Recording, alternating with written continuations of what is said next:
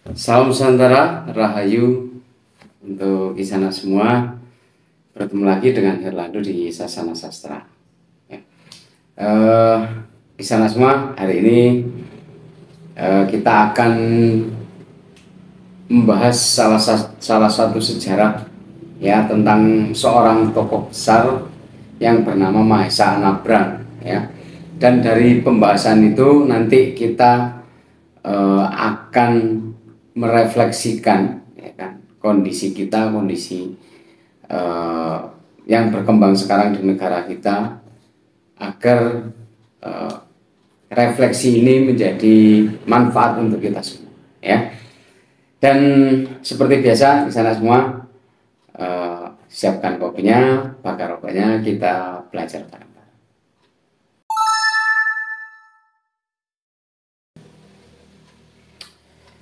Tokoh yang kita bahas hari ini ya, itu adalah salah seorang punggawa dari masa Singhasari ya.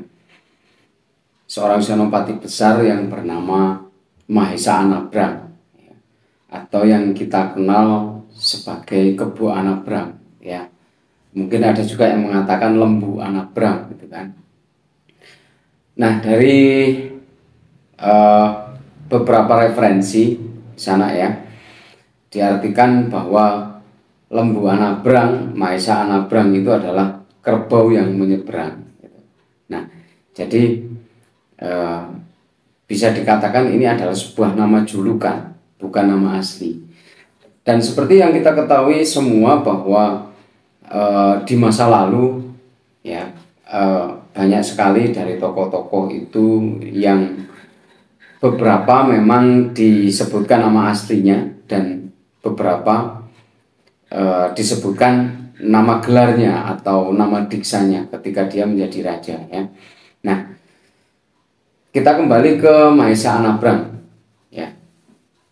Beliau adalah salah satu tokoh yang mencetuskan melaksanakan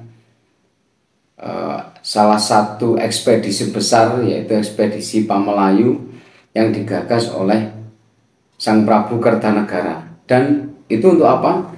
Demi penyatuan Nusantara ya, dengan konsep Dwipantaranya ya kan, Dwipantara Mandala kalau kita baca sejarah seperti itu. Jadi beliaulah yang melaksanakan aktivitas itu ya, melaksanakan tugas dan kewajiban itu dengan penuh tanggung jawab. Dan itu ekspedisi Pamelayu beliau laksanakan selama kurang lebih 19 tahun ya. Nah, di sini kisah semua, ketika Mahesa Anabrang melaksanakan tugas besarnya di Pamelayu, dia tidak tahu bahwa negara Singhasari mengalami pralaya ya kan, yang diserbu oleh pasukan gelang-gelang dengan Raja Jayakatwang pada waktu itu, atas dasar balas dendam ketika Prabu Kertajaya, yaitu leluhurnya Jayakatwang, itu diruntuhkan oleh Ken Anggro ya. Nah,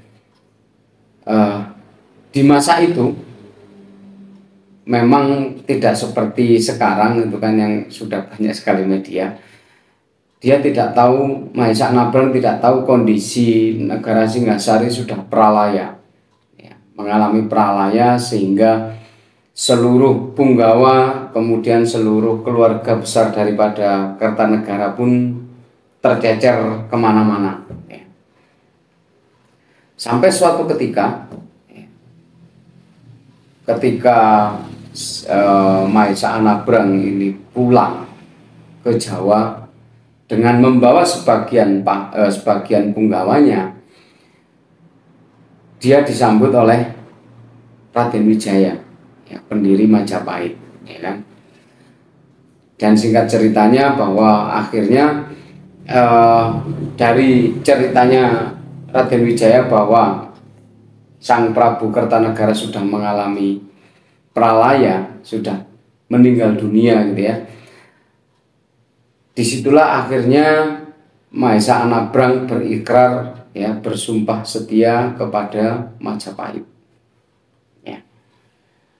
Dua negara yang berbeda tapi masih dalam satu hierarki keturunan daripada Sang Prabu Kertanegara ini, atau bisa dikatakan bahwa Majapahit adalah penerus daripada Singhasari itu sendiri.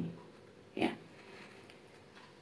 Dengan sumpah setianya itu Mahesa Anabrang ya, akhirnya menaruh seluruh hidupnya kepada Majapahit.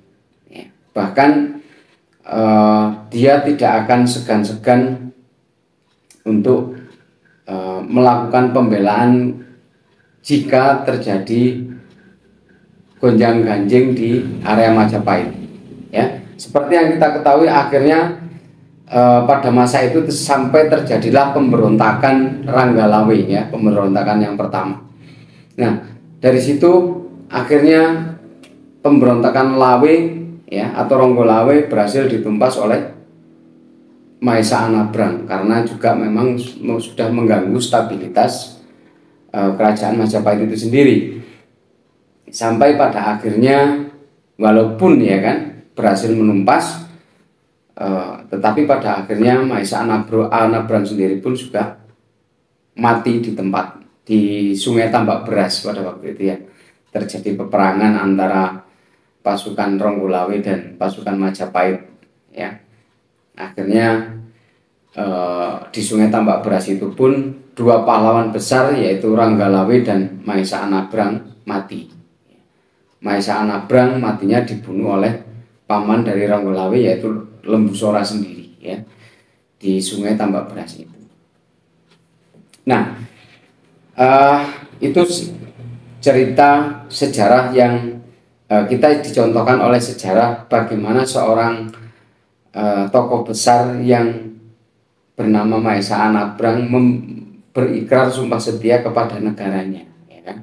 Nah, dari sini yuk Kisanak, saudara-saudara saya sebangsa dan setanah air, kita belajar dari sejarah ya kan? Bagaimana sih seorang Mahesa Anabrang walaupun dia orang besar ya kan?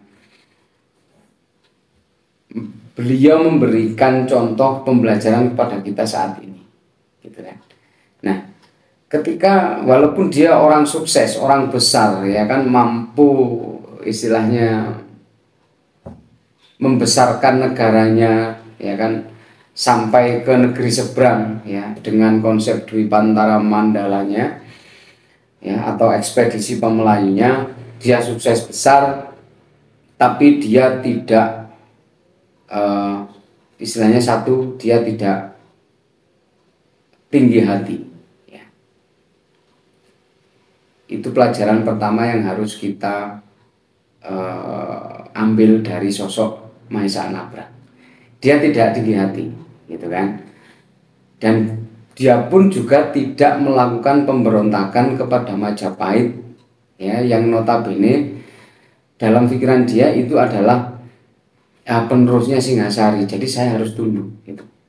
Jadi ketundukan dia atau kesetiaannya dia, ya kan? Pembelajaran kedua yang perlu kita ambil dari sosok yang bernama Mahesa Anabrang. Kemudian yang ketiga, dia pun juga tidak segan-segan mengorbankan dirinya, ya kan, membaktikan dirinya kepada negara barunya dia, walaupun itu bukan negara aslinya atau tempat dia lahir. Tapi sebuah negara baru ya. Jadi baktinya dia kepada bangsa itu pun yang harus kita ambil di sana semua ya. Dan di sini pun sama halnya dengan kita gitu kan. Jadi kita pun juga jangan tinggi hati, kemudian jadilah kita menjadi orang-orang yang setia ya. Kemudian jadilah kita orang-orang yang berbakti kepada bangsa dan negara kita. Jangan sampai bangsa dan negara kita itu kita sendiri kita lecehkan oleh bangsa Indonesia sendiri gitu. Tidak ada ceritanya Mahesa Anabrang melecehkan Majapahit. Majapahit ternyata banyak sekali pemberontakan nih. Tidak ya, tapi justru dia membaktikan itu kepada Majapahit, bersumpah setia kepada Raden Wijaya gitu. Nah, dari apa yang tercermin dari Mahesa Anabrang ya, itu kita bisa menarik kesimpulan bahwa sosok Anabrang itu bisa kita jadikan koreksi diri kita, bahwa kita itu siapa sih kok kita itu sombong banget gitu kan. Tidak ya, jadi kita walaupun kita sudah menjadi orang besar, jangan jadi sombong gitu kan. Jangan sampai kita itu terkenal sedikit akhirnya kita melecehkan negara kita dengan nama negeri Wakanda, negeri Konoha seperti itu ya. Jangan seperti itu gitu. Kalau bisa ya baktikan diri kita sepenuhnya pada bangsa dan negara gitu. Jangan tinggi hati, sumpahlah setia kepada negara, kemudian baktikan dirimu gitu. Bahkan dia mati, rela mati demi Majapahit tidak dirongrong oleh orang-orang dalam atau orang-orangnya Raden Wijaya sendiri yang memberontak ya. Demikian juga kita ketika negara kita diganggu ya kan, bukan berarti ini kita mengorbankan diri gitu ya, tidak. Kecuali kalau negara kita diserang orang lain silakan gitu kan, itu kewajiban kita sebagai bangsa dan negara, warga negara gitu ya. Yang jelas di sini adalah ketika kita sudah menjadi orang besar ya kan, jangan jadikan diri kita tinggi hati, merasa kita sudah paling berjasa pada negara, merasa kita itu paling bakti kita paling besar sama negara. Tidak. Tetaplah rendah hati, baktikan dirimu kepada bangsa dan negara. Jangan melecehkan negara kamu sendiri seperti itu ya kan. Nah, seperti yang saya bahas kemarin di Ibu Pertiwi ya, di sana semua ada beberapa tokoh gitu kan menyebut ya kan, dia sudah terkenal gitu kan, negeri Konoha, negeri Wakanda seperti itu. Padahal ini negara kita sendiri dengan sejarah yang besar, dengan budaya yang besar. Jangan seperti itu gitu loh. Ya ini negara Indonesia dengan segala kelebihan dan kelemahannya gitu kan. Kalau memang punya kelemahan, negara kita punya kelemahan, perbaiki gitu kan. Dengan mengambil contoh ya, seorang tokoh di masa lalu yang bernama Mahesa Anabrang.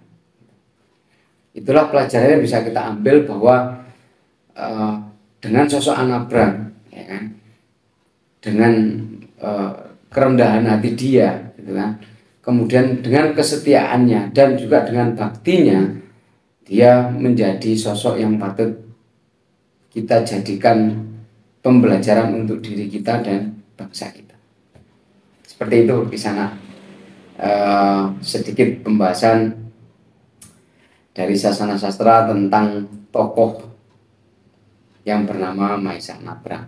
Semoga ini menjadikan kita sebagai koreksi diri kita bahwa kita adalah bangsa yang besar ya, dicontohkan oleh leluhur kita di masa lalu dengan kerajaan-kerajaan besar semacam Singasari dan Majapahit. Demikian sana semua, saya Herlando, akhir kata, salam Nusantara, Rahayu.